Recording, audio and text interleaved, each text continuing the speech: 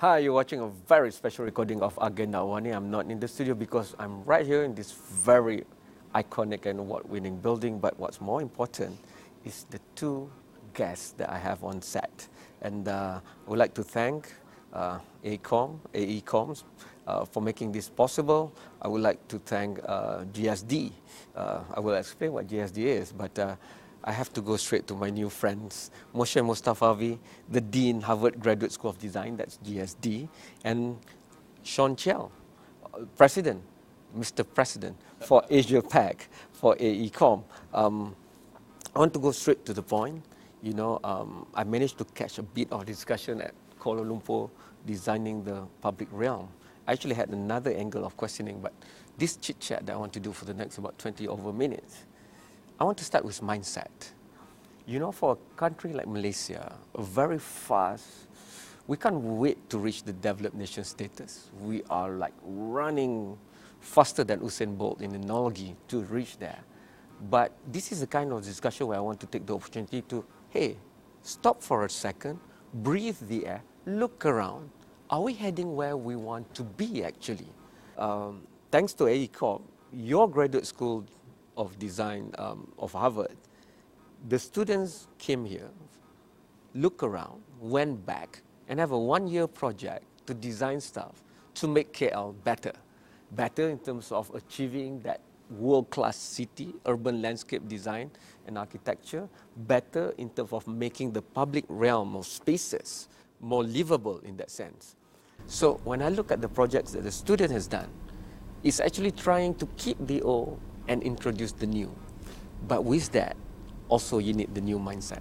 What has been exciting in terms of our collaboration together with AECOM is really to begin to ask the question, where is the public realm? How could the public realm be reconstituted? Who are the people who are using these spaces? So who is the public, and where is the new kind of public space that we have to think about? And that by itself then introduces a whole host of other questions that I would be happy for us to. I would like to pick up from one of the speakers just now.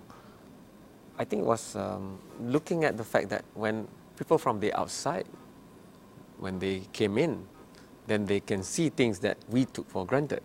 So have you seen that with all the projects proposed? I think that part of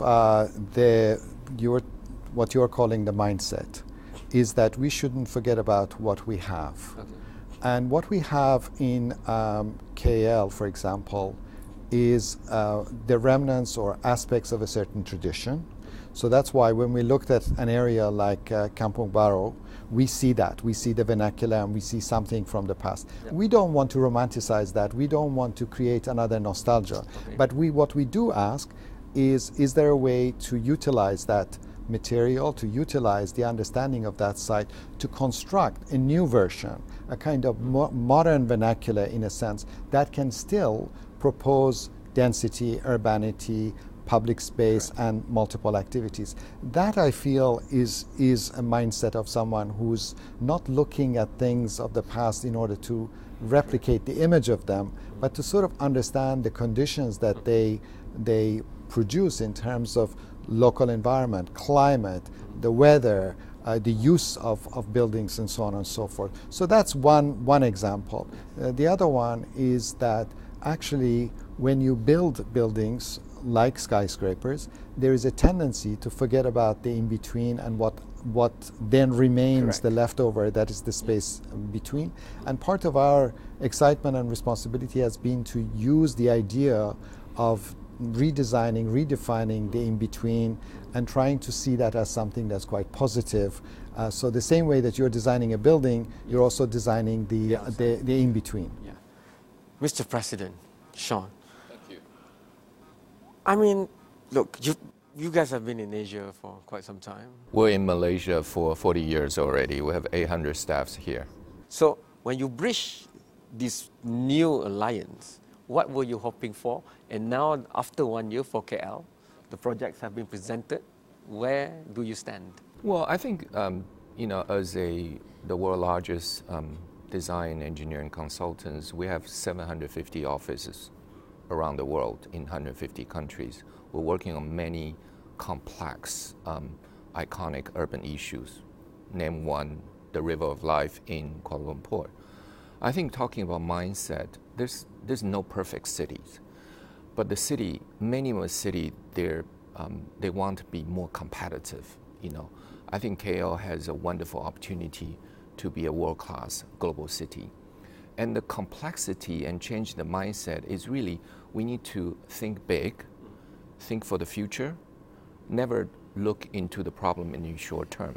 And then the other thing is very important is think in a very comprehensive, holistic, and integrated way. Traditionally, we deal with transportation, we just build a road, connect A to B. We build a train, connect to A to B. But nowadays, that's not enough, because it's not only from A to B, it's really, can we from A to connect to the entire urban fabric? Yes.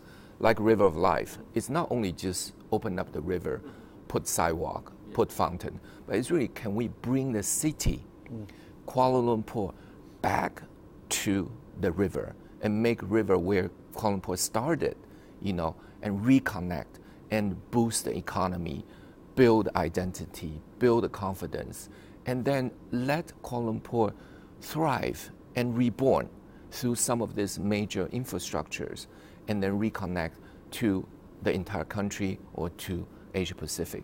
And that's really the excitement of looking at the issue and challenge of our current city. We work in Singapore, Hong Kong, China, Sydney. You know, these are, everybody is trying to build for their future in a very complex way, but in a much more innovative way. You know, not only just design, how we build, how we construct, and then later on how we operate and manage, and how we even finance. That's very critical, because good infrastructure don't come cheap. Correct. And you can't rely on public tax, people's tax to pay for it. You know, how do you create the economic value through smart financing, investment? Those are very, very interesting issues. So we go for the first break. Once we are back, I want to hold you on to that creative financing part, but I want to go to motion on, at the end of the day, we want to build for people. But the moment we go into the industry side, the developers, the planners, the designers, the engineers, sometimes we feel that people thing is just gone. It's just, this is the budget that you have, this is what you have to do, and that's all. Then once we have built everything, suddenly there's flash flood. Suddenly something cracks somewhere. So how do we bring back the ethos? And I've listened to your YouTube interviews before, where you made the point that ethics, knowledge, and design has got to come together in a multi-pronged, multidisciplinary approach. How do you do that at Harvard? We'll discover that after this short break.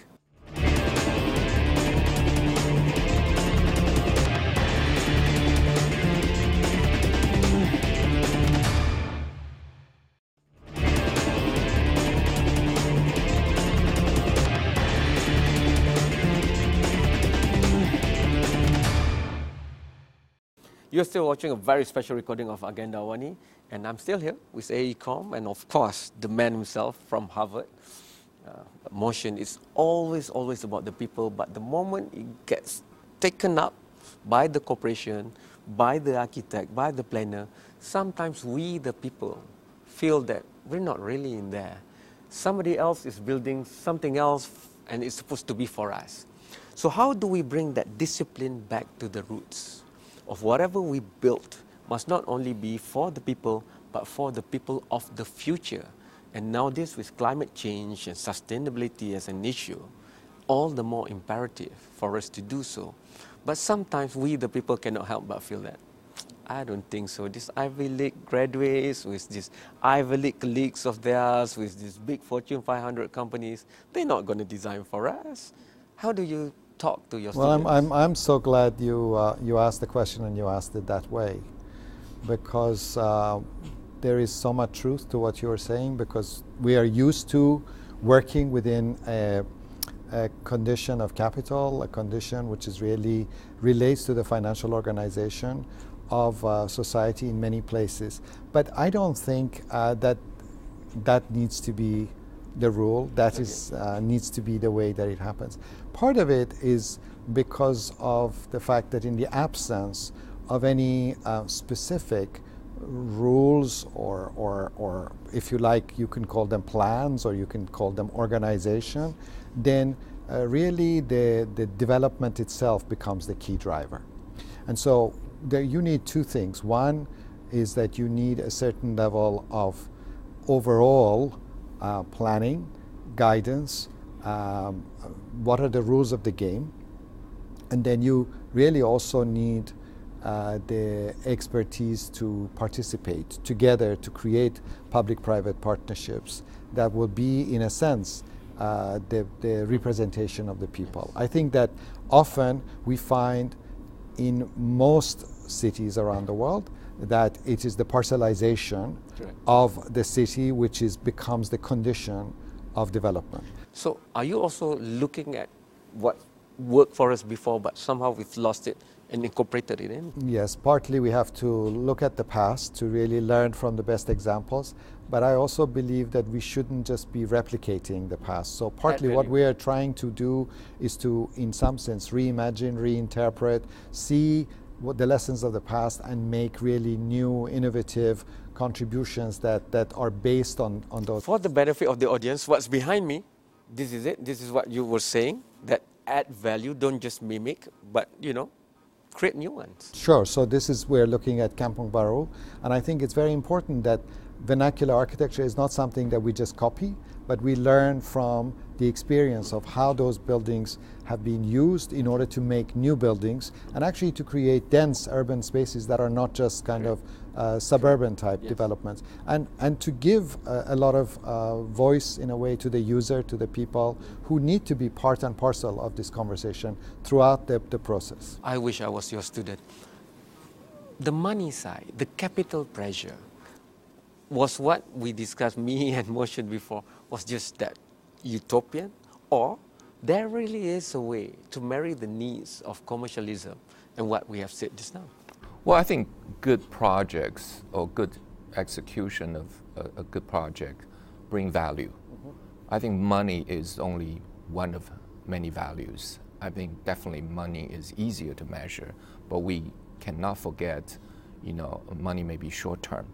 So when we talk about sustainability, when we talk about the cultural identity, we talk about the social value, and those are important things.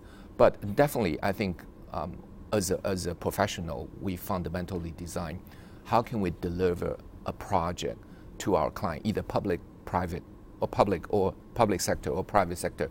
We can increase the value of the surrounding neighborhood or adjacent land. One of the things, of course, you bring foot traffic, you bring people there.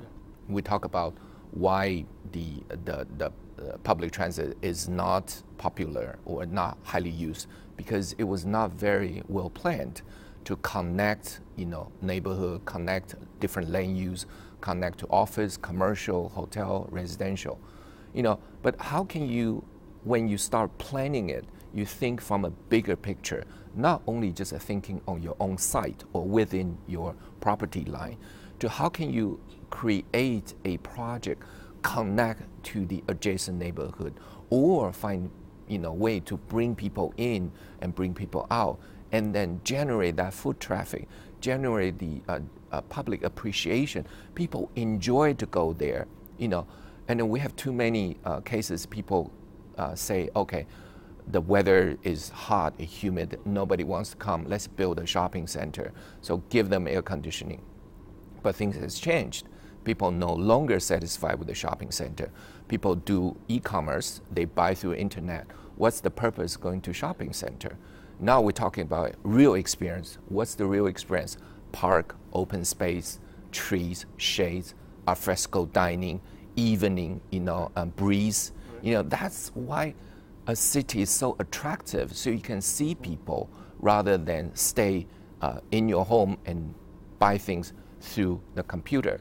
And because it's really about culture, really about celebration, it's really about festivals, really about food, really about bring your family, meet with your friends. So that's what we're saying, connectivity, value. What's value? It's really bring the joy to your citizen, and then when people come, there's a value there. And then the people will see the property value go up. But that's not the only thing. Money is not everything. Money is important, but there's so many other values we can add it, to the city, to the society through a good design, good plan.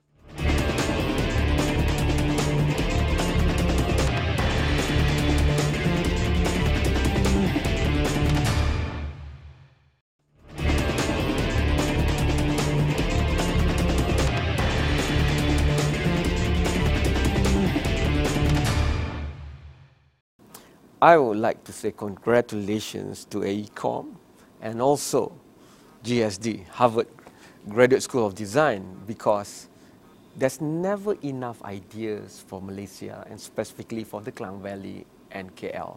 Who are we to say that because we live in KL is only our ideas? We're becoming a very world metropolitan city, and a lot of expats are deciding to pick KL as where they want to reside. So it cannot just be about us and our culture. However, having said that, how do we mix all these views into one that's very positive moving forward? So I want to take Sean up on his River of Life plan, because I do go for Friday prayers at Masjid Jamek. And in the old days, the LRT station walkways became part of the mosque, because the mosque would be overflowing. And then, they'll be left this wide of a berth for people to go into the station. And I felt both sides. I felt it because I am a public transport user, so I know, if I have to squeeze to go out, it's inconvenient for me. But at the same time, I have to do my prayers, so that's the space. So if the River of Life can have that Klangopi concept outside the perimeters of the mosque, then we could do our prayers in that public space. But one of the points that I will take forever from the discussion just now at this place is that when we built islands. So KL has many small islands not talking and integrating to one another. So moving forward, for the digital future, we can't afford this because there's just no way. I mean, look at Uber and Grab. And Grab is Malaysian-based, by the way. I'm proud to say that. They don't have cars, but they run mobility businesses. Airbnb doesn't own any buildings and they run accommodations. So that must be the kind of thinking ingrained into the future of urban design, the public realm or otherwise. What do you think? I think that that's actually one of the biggest challenges that designers face. It's an area that I've done a little bit of work on because we've been particularly interested within the academy. As you know, the questions that you're asking is also online learning. Yes. And at Harvard, for example, there's been a lot of focus on that. What happens when you have online learning? What is its impact on the physical space? Right. So in some sense, the area of business that's done the most work on this is retail. Okay. Because the retail has really made the greatest sort of advancements in terms of not only online versus bricks and mortar, but what they call hybrid models, which is a blended model where the user's experience of the physical space is in some sense modified through their digital experience. You find out about something, you desire it, you then go, for example, to a place to test it. One more specific example in America is a company called Warby Parker, which they sell eyewear. Okay. And this used to be a purely online company. And more recently, they've shifted from being purely online. Now they also have stores. You go to the store, you don't buy in the store, but it's in the store that you wear, feel, touch, and then you can order a sort of whole variety of things online based on your experience. Amazon is sort of slightly based on this model because people, when Amazon first started, people used to go to the bookstore, they look at the book, and then they go and buy it on Amazon because it's online, because it's less expensive. So I think the future of cities is very much based on this idea of blended experiences, of experiences that are modified in some way through our digital experience. Our social media is affecting the nature of public space. We saw in the recent, for example, socio-political movements in Europe and in other places that in fact it was the social media that brings people to public space and so on and so forth. So the nature of public space is now deeply affected through the utilization of social media. And as designers, we have to really think about this intersection of the digital with the physical, of the digital with the social in some ways more and more. And it's something that we don't know so much about. So that's actually where I feel a lot of design in the coming years is going to move towards. And we're really trying to focus on this, both through, for example, the discussion of future retail, but also the future of the academy in terms of its intersection with the digital. And that, Sean, how does a business prepare for this? No, I think you talk about Industrial Revolution 4. You know, I mean, there's a period of time in human history, people relies on private vehicles. That's so-called the lifestyle. I have my car, I drive to wherever I want. But that's changing, and changing faster than you think. Because the urbanization, because the growth of population, people moving back to the city. And then they don't need to have a car. The younger generation, they don't want a car. They can call Uber. The Uber will be in 2 minutes, 3 minutes. Why do I want to have a car? You know, and then look at, for example, San Francisco. Who now moving to San Francisco? Is all these IT genius used to live in Silicon Valley. Now they all move back to the city because that's what they want. They can walk, they can take public transit, they can call Uber. Downtown Los Angeles, now people are moving back to downtown Los Angeles. Look at New York, lots of residential apartment, to cater different income level, because people want different kind of lifestyle. They don't like to stuck in the traffic, drive around the city. In Manila, when we talk about sustainability, Manila, each citizen on average, they spend 4 hours per day stuck in the traffic. So that means 2 months per year. That translates to national GDP. How much money is that? So can we, by moving towards the future, you talk about sustainability, I talk about productivity, connectivity. It's all about build a different city for people to live and work and play, to enjoy. That really needs a different kind of way to approach. And digital is one way, but there's definitely attractive physical environment is equally important too. I think this issue of enjoyment, which sometimes we use the word pleasure, the city as a kind of site of pleasure, it's very key, because the city is going to be the place that is producing new forms of excitement, new forms of pleasure. Therefore, we mustn't just only think about it in terms of amenities, which are to do with functional necessities. Those are very critical, but it's also how to overlay a certain dimension of pleasurable experience, because you mentioned using the monorail, yes, and how that needs to become itself a pleasurable experience where it transcends the idea of it as infrastructure. I think this is really the key, and that's why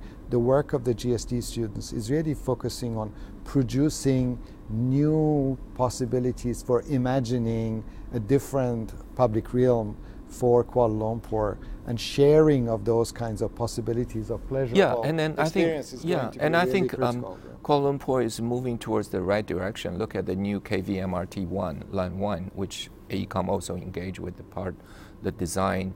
Our office now in Mansari Hill, and then our staff can, hop on the train, come to the city center for lunch, and then go back to work within an hour. Previously, you can't imagine that, because the station connected to office, to hotel, to retail, to food and beverage, and then the city becomes very lively. And then that's the part of the attraction about smart infrastructure. You connect people, you connect space, and you connect wealth. If the engine of growth of the world is going to come to Asia, So maybe Asia have got to believe in the mindset that we can also produce a world-class design, urban landscape and planning on our own. Do you see that happening? Absolutely. I see that there are so many amazing, wonderful young generation of designers. They are producing incredible work. I think one of the things is really to invest in the institutions that can help produce, in a way, the next generation. I find that there is no shortage of brilliant minds. I think what we need is just to come together, work together, and really create the kinds of institutions. And this is another way where, in fact, online education or means of distant learning and communication can also be a very positive way to form new affiliations and new collaborations, and we'll be there to try and welcome all our friends from Malaysia and work together in the... Just to be clear, when you say you have met many interesting young prospects, you meant a lot of them from KL too, right? Yes, of course. Yes, that's great. Just for you skeptics out there, I've always believed that, but I just need to say it. Thank you so much, Sean. Thank you so much, Motion, for making the time. Thank you. Thank you. Well, don't just trust our point. Send in your own views. Feel free to disagree. We'll put and factor all that in. All your views can be sent to Astro AWANI social media account from Instagram, YouTube, Twitter, or just download our iOS and Android app. You can watch and criticize us right there on your favorite mobile gadget. So, good night and goodbye.